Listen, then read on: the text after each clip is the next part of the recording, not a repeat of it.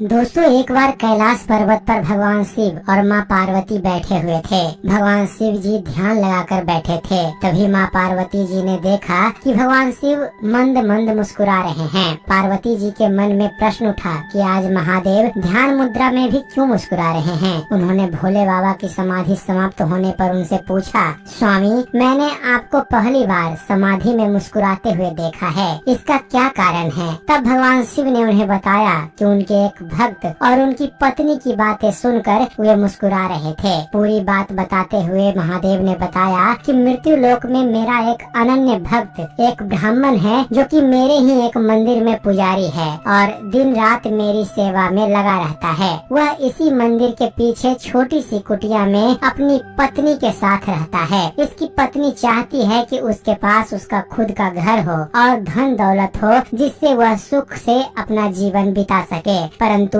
पुजारी केवल मंदिर के चढ़ावे पर निर्भर है और मंदिर में आने वाली दान दक्षिणा से बड़ी मुश्किल से उसके घर का खर्च चल पाता है। घर और अन्य सुख सुविधा कहाँ से आएगी। पर वह दिन रात मेरे से अपनी पत्नी का सपना पूरा करने का अनुग्रह करता रहता है। आज उसकी पत्नी ने उससे ऐसी बात कही जिससे सुनकर मैं मुस्कुराए बगैर नहीं रह सका। पार्वती जी ने पूछा, ऐसा क्या कहा उसकी पत्नी ने जो आपका ध्यान भंग हो गया। शिव जी ने बताया, उसकी पत्नी ने आज उसे ताना मारते हुए कहा कि जिन भोले शंकर की तुम दिन रात सेवा करते रहते हो और उनसे मेरे लिए घर मांगते रहते हो, उनके पास तो खुद घर नहीं है। वे तो खुद कैलाश पर्वत पर रहते हैं, तुम्हें कहाँ से घर देंगे। बस यही बात सुनकर मैं मुस्कुरा रहा था। इस पर माँ पार्वती जी को बड़ा आश्चर्य हुआ। उन्होंने कहा, स्वामी, यह बात सुनकर मुझे बहुत बुरा लगा। वह आपको ताना मार रही है और आप मुस्कुरा रहे हैं। आप उसे एक घर और सुख सुविधाएं दे दीजिए जिससे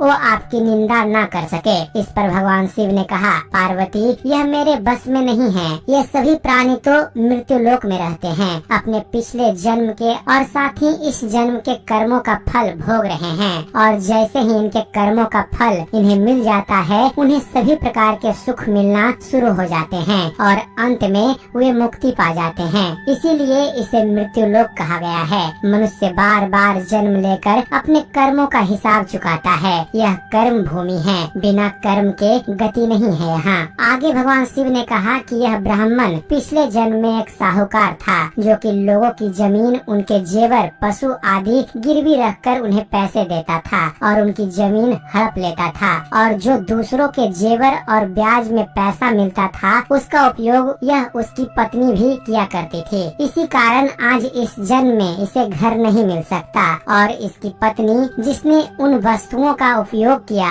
वह भी इसके साथ यह कर्म फल भोग रही है। इस जन्म में यह मेरी सेवा कर रहा है, जिससे इसके कर्मों के फल में जो कष्ट मिलने थे, वे मेरी भक्ति के कारण इसे नहीं मिल रहे हैं। इसका जीवन शांति से कट रहा है, पर जब तक इसके कर्मों का हिसाब पूरा नहीं होता, इसे घर और अन्य सुविधाएं नहीं मिल सकती। यही विधि का विधान है। तब माँ पार्वती ने कहा, यह तो ठीक है, पर उसकी पत्नी जो आपकी निंदा कर रही है, उसका क्या। तब भगवान शिव ने कहा, संसार में जैसे जैसे कलयुग का समय निकट आता जाएगा, मनुष्य भगवान की भक्ति करने के स्थान पर उनकी निंदा करने लगेगा। यह सृष्टि के आरंभ में ही लिखा जा चुका है। पर जो व्यक्ति इस कठिन समय में मेरी सेवा करता रहेगा, उसको इस मृत्यु लोक से मुक्ति मिल जाएगी। तो एक बार प्रेम से